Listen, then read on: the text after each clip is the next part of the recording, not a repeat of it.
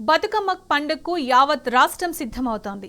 మరికొన్ని గంటల్లో ఎంగిలిపూల బతుకమ్మ వేడుకల ప్రారంభం కానుంది.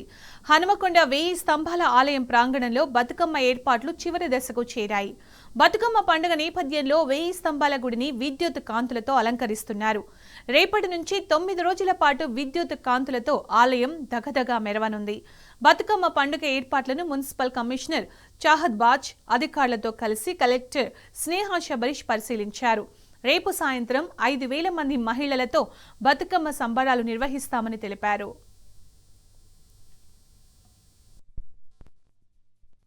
బతుకమ్మ సంబరాల్లో భాగంగా 21కి మన దగ్గర హన్మకొండ జిల్లాలో 1000 పిల్లర్ టెంపుల్ దగ్గర ఇనాగరల్ ప్రోగ్రామ్ ప్లాన్ చేశారు. ఇది ఎవ్రీ ఇయర్ జరిగే ప్రోగ్రామ్ కాబట్టి ఇక్కడ మనము రేపు దాదాపు 2000 నుంచి 3000 వరకు మహిళలు వస్తారు అని అంచనా వేసి జీడబ్ల్యూఎంసీ వాళ్ళ పర్యవేక్షణలో అన్ని ఏర్పాట్లు చేశాము. అంటే బతుకమ్మ ఆడుకోవడానికి and we're also doing some traffic diversion, ఈ ఇల్యూమినేషన్ ఇదంతా. So all arrangements are taken care.